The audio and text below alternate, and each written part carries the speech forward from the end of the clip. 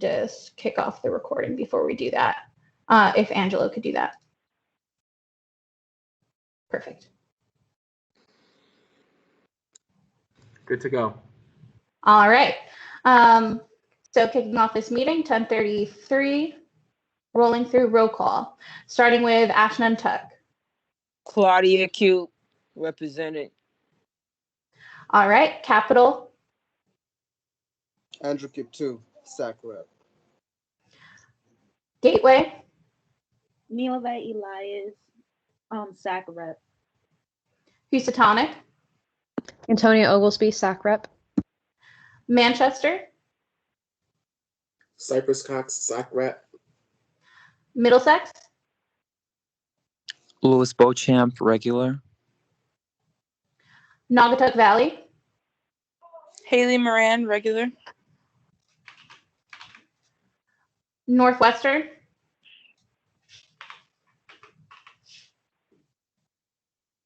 All right. Norwalk. Jared, present, regular. Quinnebog. Okay. Three Rivers. Allen, regular. Tunxus.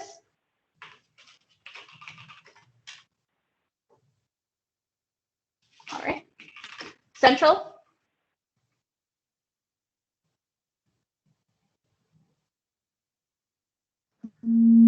Kelly Parody, SAC rep for Central. I'm here. Eastern.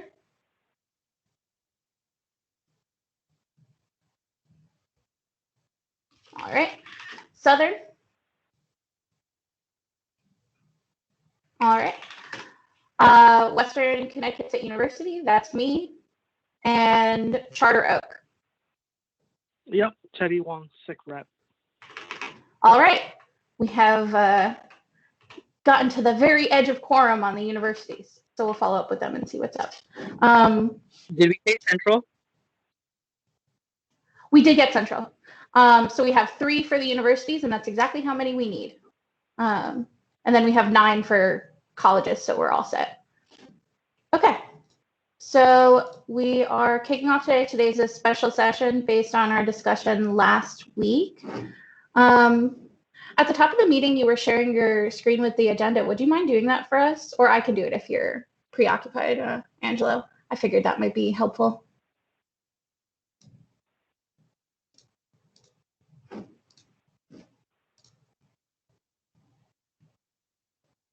Okay, maybe not. We'll roll through it anyway. Okay. Kicking off just very briefly, since me and your vice chair have standing seats for the 2 committees. We'll give you a brief update on that. I will go first. I'm supposed to sit on the finance committee. I have not yet been able to attend, but I do have one update from that should become relevant at this upcoming Board of Regents meeting that we can discuss during that aspect, but I'll raise it to you guys now, which is the Board of Regents is preparing to review an extension of the community college policy, allowing students to register even if they owe a balance, so long as they sign up for a payment plan, and that came about through COVID. I believe it went through Finance Committee, and it should be coming to the Board of Regents tomorrow, and we can discuss that during the BOR meeting agenda update. Hopefully I'll have more interactive updates for you for the next Finance Committee meeting I attend. Do you have anything for us? Tony, sorry. Hello. So I was able to attend the Academic and Student Affairs Committee. There were a couple programs that were being continued at the various colleges, such as the dermatology certificate program at Central Connecticut State University. There was also supposed to be a topic of discussion regarding preferred names. Unfortunately, that had to be tabled due to some legal concerns and will be brought up at our next meeting. Thank you. Okay, so we're going directly into one of the two topics for today's special meeting, which is bylaw revisions. I know some of you have served on this committee for a while and some of you are new. We do have some documents that hopefully we can share with our minutes that you are welcome to review. One second, I'll share the link in the chat and then we'll be sure to amend them to the minutes.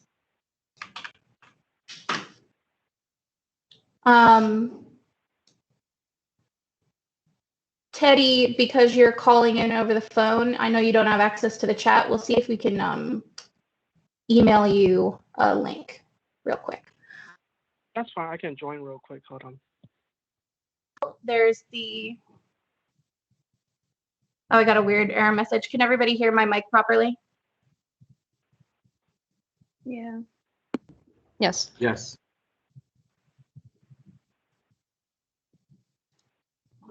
Yes, we can hear you. Bluetooth disconnected.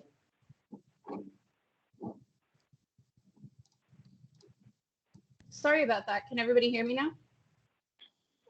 Yes. I do not know what just happened, but my whole system had a bit of a freak out.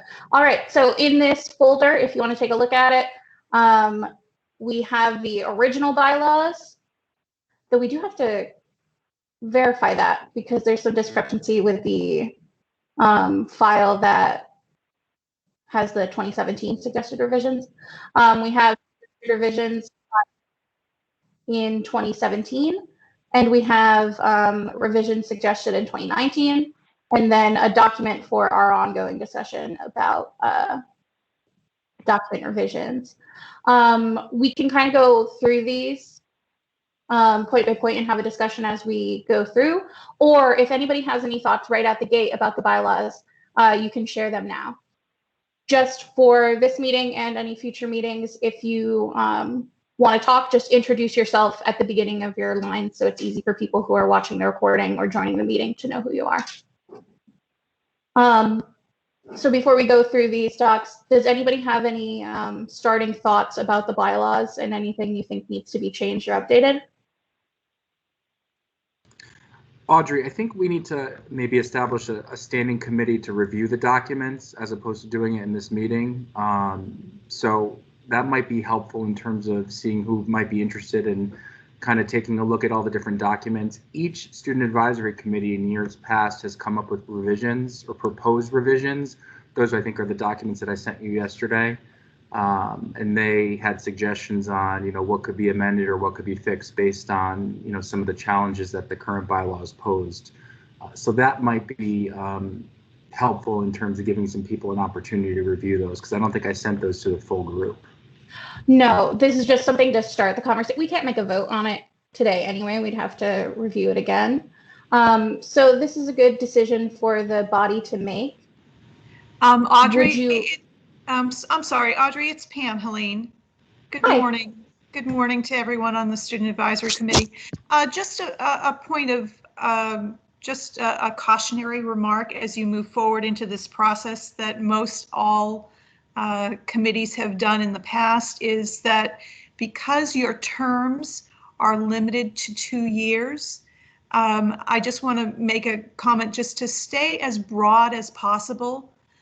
So that the changes that you propose this year have a better chance of staying put and being adopted and not being either challenged or proposed to be changed with the next elected groups of students, to make them as broad that everyone, for example, the frequency of your meetings, that everyone who is appointed or elected or nominated to this committee understands the breadth of their commitment.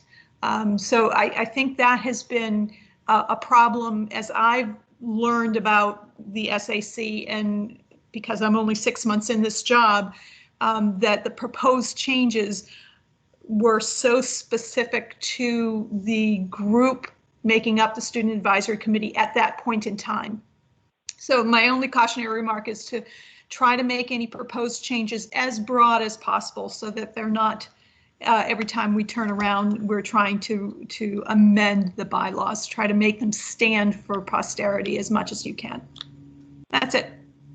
Thank you so much. I think that that's actually really great guidance. One of the things I think we've seen with some of these previous bylaw suggestions is that one of the things we should be considering as a committee is just trying to make these documents much more simple, because a lot of their provisions are very specific to when they were made, and they've limited us from doing business and progressing.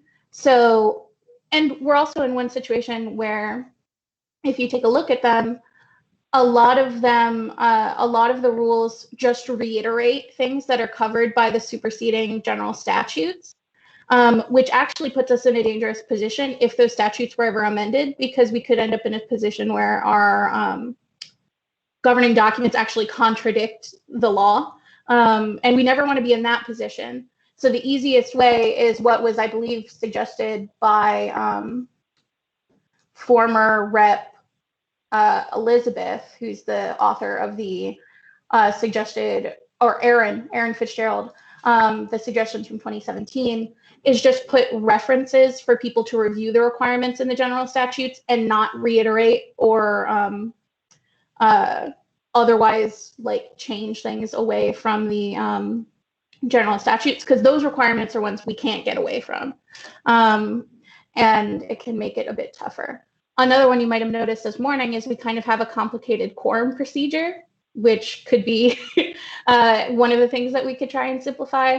Right now we have it, so we have a quorum count for universities and a quorum count for community colleges, when that might also kind of like take us away from typical open meetings, since open meetings usually have a very specific definition of what quorum is for membership, which is normally half plus one, right? Well, it really depends. And it will change based on the single community college. So you might want to stay away from making the quorum amendment that you propose only to have it changed a year from now to better reflect the single community college. So there's a real balancing act when you rewrite bylaws of any kind. But you are exactly right that references, and Aaron Fitzgerald was my predecessor. So any changes that you make should be references to superseding documents or overarching documents like the board bylaws, like Connecticut's general statutes, those kinds of things, and the bylaws for the committees that you generally represent. Those kinds of things can be hot linked to the overarching documents. So I just as a cautionary tale, you want to kind of put your stamp on it, but make them long-term documents. Gotcha. And just as I just kind of like to reinforce what Angelo had said, is that maybe a subcommittee may make writing as a committee and reaching out for consensus and consensus building might be more efficient and might happen more quickly by a subcommittee, which the chair and the vice chair would sit on as ex officio members anyway. So you could get some real action and real movement through a subcommittee as opposed to the full SAC. Thank you. I think that's the next thing that we need to cover. So we need to switch tracks a little bit to let's make a decision whether we'd prefer to work on this as a full body during our meetings and do prep work in between, or if we'd like to establish a standing or an ad hoc. Representative Parity, what are you thinking? I was just thinking when we're talking about simplifying the bylaws, making them very short, very sweet, because that'll make it easier to make amendments later. And on top of that, when we're talking about quorum, perhaps when we talk about institutions or organizations as a whole, we can get rid of the fact of university versus college, because even when we go into that one college system, we still want to invite the other students from each organization, I would think, into what we're doing. So maybe there's some sort of verbiage that can go in there where it's, if we have 15 members whatever quorum is for that 15 members. If there's 20 members, whatever the number happens to be, and make a quorum based off of who's involved versus university versus college. That might keep us away from any legality issues, as well as anyone feeling like they're not informed or involved. That's all I got. I think that's a great point. Okay, so I've added your note, Rep Parity, to the document for our ongoing discussion. And we'll obviously also have it in the minutes. Okay, so let's focus in on the first decision we have to make here. How does everybody feel about either doing this process in our meeting? So in this meeting, obviously we already started off the conversation. We would add it to our agenda for our next regular meeting. Or we would now establish a subcommittee of specifically interested representatives to report back to us at our next regular meeting. Someone could motion to do one or the other if you feel strongly, or we can continue to have an open discussion about it. If you want to raise your hands, I'll call on you, or you can just speak up and say who you are and introduce what you're thinking. Antonio Oglesby. I think that potentially creating a kind of ad hoc subcommittee for the bylaws revision would be helpful, as so many people already had an issue with coming to this meeting in the middle of a day on a Wednesday. We can get those most interested in focusing on this role going, and we can, send out one of those polls again to see when everybody's meeting time is best. And then that way we don't have to have people that aren't completely involved attending the meetings, and then we can just bring the revisions to the total SAC group and have them vote on it. I would like to note that we should make sure that email communication is constant while we're having these meetings. So possibly creating, Jared, sorry, it's a little more work, but having some, meeting minutes drafted after each of the bylaws committee's meetings, and then sending them out to the entire SAC. So everybody knows what's happening before we get into a meeting to vote on something.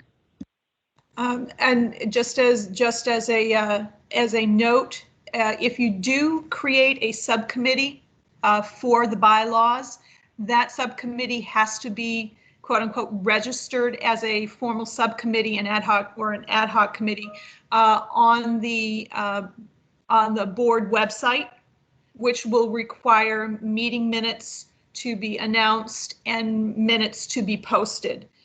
Freedom of Information Act requires that. Meeting minutes are supposed to be posted within 7 days of the actual meeting. So it will require someone who is assigned on that subcommittee to be responsible for recording the meeting, as well as for posting, or at least submitting to me for posting those minutes.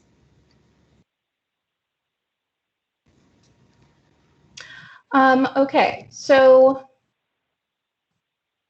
I have yet to hear from most everybody. So I think what we can do, just to make this easiest, is we can kind of go down the line and see if people are leaning subcommittee that'll report back to us before our next regular meeting and whatever comes after that, or reviewing it primarily during the regular meeting time. I'm going to start with Jared. Which way are you leaning? I abstain. Either time works for me. Sounds good. Lewis?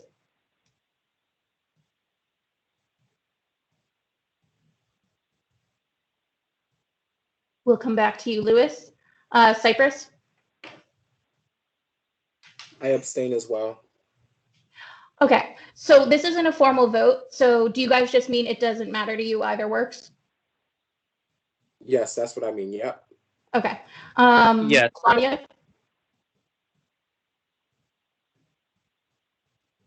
Either meeting work for me. Okay. Nilevet?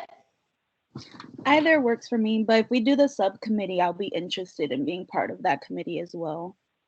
Okay. Andrew? Either of them work for me as well.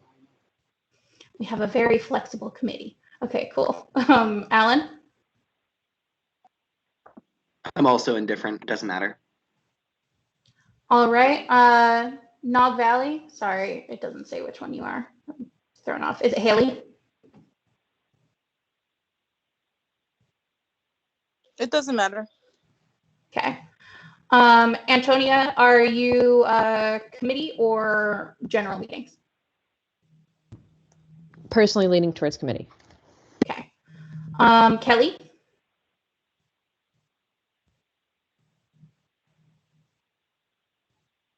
Subcommittee.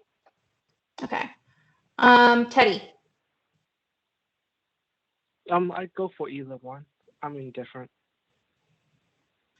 All right. And then who is our last phone number? The one ending in 01?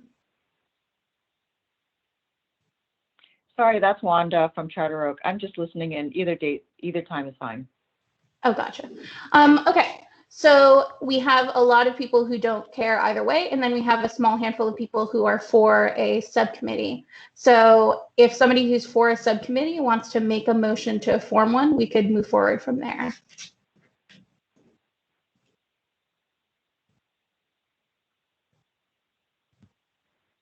I make a motion to form a subcommittee in order to revise our current SAC bylaws. This is Kelly. Is there a second? Seconded by Antonia Oglesby. Okay. Discussion. If anybody just wants to make their argument for it, and also during this time, you could say when you think you would meet. Do you think you'd have a report by the next regular meeting, which should be the week of the 10th, I think, right? Again, this is Antonia Oglesby. Just more ideas, so I'm thinking of it. I also feel like, you know, if we ever want to invite guests into our SAC meetings, like we recently invited Ben Barnes into our SAC meeting, I feel like if we also add the bylaw revisions, it's going to make the entire meeting very, very long. So I feel like if we have a subcommittee set up where we just focus on the bylaws for 30 to 45 minutes at a time, we'll be able to take out a big chunk of time in our regular meetings and not overload everybody, especially if some people have tight schedules. Like personally, I work, I have a son, so tight schedules are not are not unknown. So that's just another argument for me personally.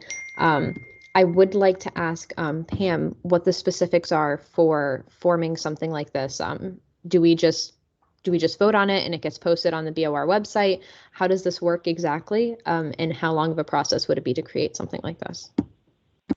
The process can happen extremely quickly. The only caution you have is that the subcommittee cannot be more than a quorum of your whole.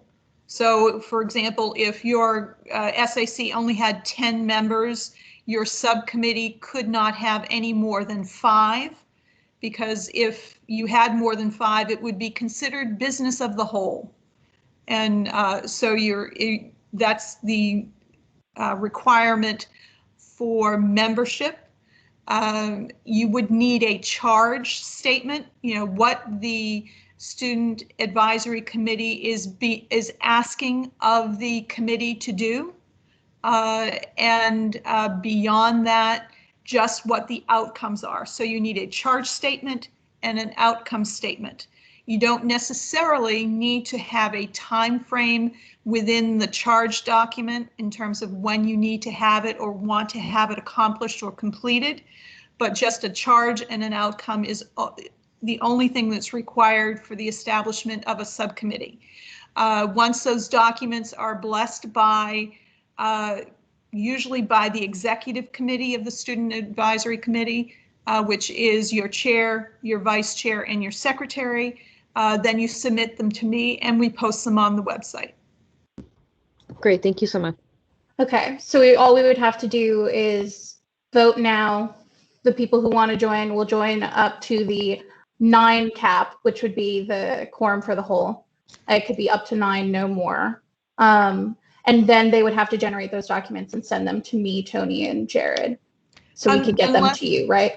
unless Audrey and your executive committee wants to do the charge document themselves, what you are asking them to do, and do it the other way, directing it down instead of having them issue that document that might create, you know, a cycle of revisions and edits and things like that. So really it would depend on how you choose to function. Well, and also the bylaws dictate how to revise the bylaws. So Yes, we want they to make do. sure that we're following that as well. Yeah, but I don't think that they don't have any specifics toward subcommittees. So I think that we're fine so long as. There is a statement allowing for the establishment of the subcommittees.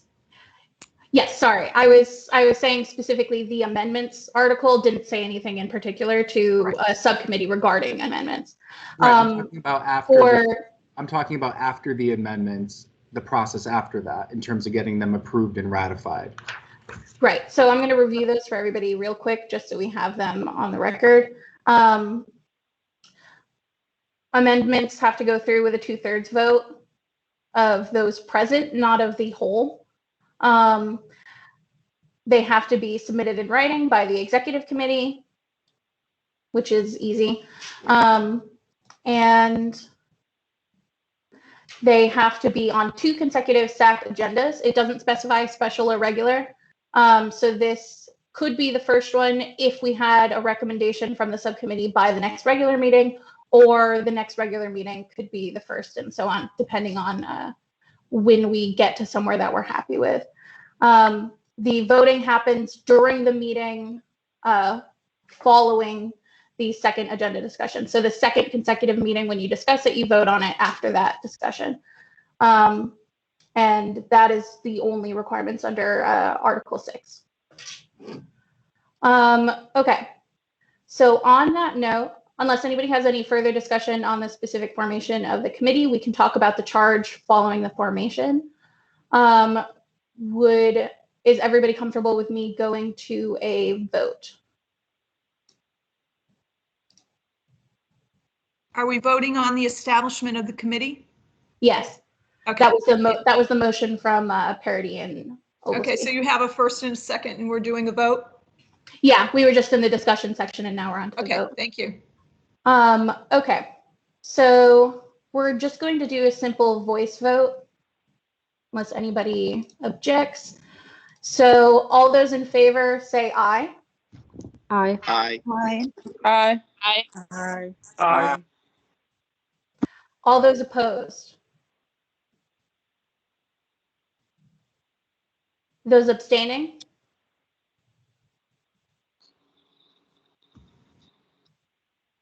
All right, motion passes unanimously. Now with the subcommittee. Oh, we've lost someone. Now we can sort out the committee membership. We have no specific requirements for appointing people to committees.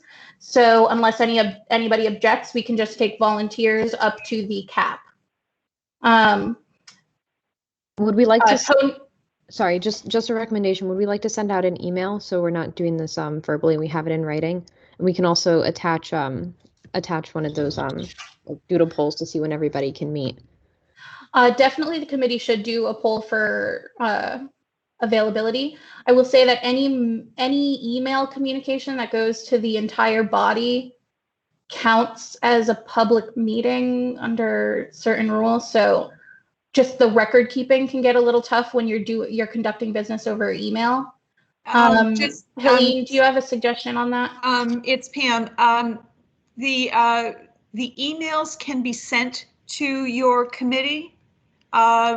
It's just that in the minutes, you don't need to include a copy of an email for it to be considered Freedom of Information Act. It should be referenced that an email was sent requesting volunteers for the subcommittee, those kinds of things. And if it is actually, we have a request, a FOIL request, then we would have to access that email. But it doesn't become part of the requirement to actually keep a copy of that email. only as it's requested. But you should be referencing, and this is for Jared, when you're taking minutes and those emails are communicated, simply a notation that a doodle poll was sent out to request volunteers for a subcommittee, as well as for dates of availability for meeting times. Those kinds of things should show up as notations of the business of the whole. Okay, thank you very much. Yep. So with that in mind, I think that Tony's suggestion is strong. Is everybody comfortable with it being first come, first serve after this email is sent out? Up into our cap. And just to clarify, the 2 ex officio seats for chair and vice chair, do they contribute to the cap, or are they separate from the cap? They contribute to the cap. Okay. No, excuse me, I take that back. They do not contribute to the cap because Okay, they're not. that makes sense to me because no voting. There's no voting. There's really no participation. Okay, sounds good. All right, so we'll send out that invite and include an availability survey according to Tony's suggestion. Does anybody else have a suggestion about how we kick this off?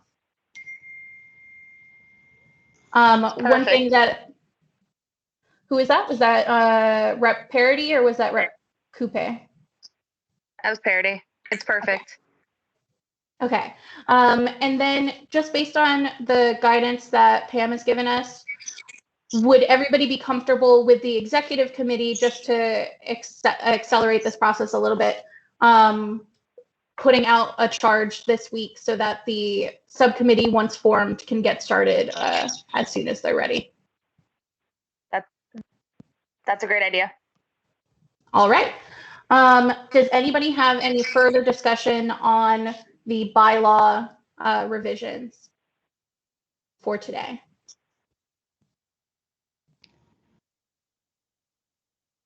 Okay. Just from, it's Pam again. I will throw my name in the hat as kind of an advisor guide, spirit guide through this process, if your committee so desires. I think that would be that would be my recommendation as chair to whoever ends up chairing the subcommittee.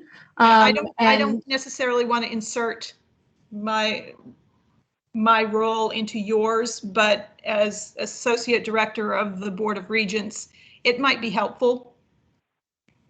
I think that would be great. So we'll include you on that email, and then hopefully once we have the group and they appoint their chair, they can contact you immediately for their next meeting. Super. Sounds like a plan. All right. So on that note, we're just moving to what will probably be a brief discussion about this upcoming Board of Regents meeting tomorrow. The agenda for the Board of Regents meeting is available online where the agendas live. And you can also check it out in one of our shared shoulders. We'll attach it as well to the minutes. 1 second. The one thing I mentioned during my report that I wanted to bring up is it does seem as though we will be voting on this resolution extending the policy on allowing students at the community colleges to register for their next semester, even if they owe up to $1,200, as long as they sign up for a payment plan within the year. And I was curious if any of our representatives had any thoughts about this resolution. There's a copy of it in the link that I sent. It's also in the agendas, but I summarized it pretty briefly. Yes. Audrey, that policy change extending the payment plan from the fall into the spring is on the consent agenda. So there is no discussion and no voting on that policy change. It will be accepted with the other consent agendas, agenda items in tomorrow's board meeting. But we approve all of the consent agenda items together, right? I just wanted to highlight this one. Even though we can't bring a discussion to it, I figured we could have a discussion about the way that it'll impact our campuses. Sure. It's just that no specific vote will be taken on that policy.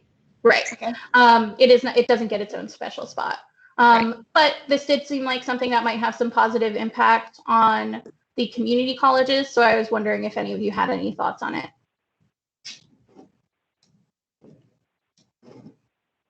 This could be something also that we could consider taking a look at advocating for in future semesters outside of the extenuating circumstances in COVID, if that's something that the Student Advisory Committee wanted to do. So it's a good example of what my university calls academic relief policy, and is something to think about.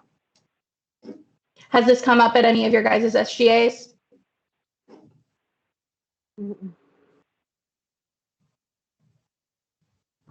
Personally, no, it hasn't. This is Antonio Oglesby. Personally, no, it hasn't come up in our SGA recently, but it will be discussed in Monday's meeting. Unfortunately, we have our meetings on Monday, and this Monday was President's Day, so we didn't have our weekly meeting. But it will be discussed in this upcoming meeting when I give my SAC report.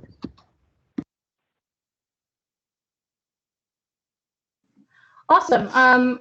So I guess if you guys are interested, you have the copy of the resolution by itself, as well as the agenda for the Board of Regents.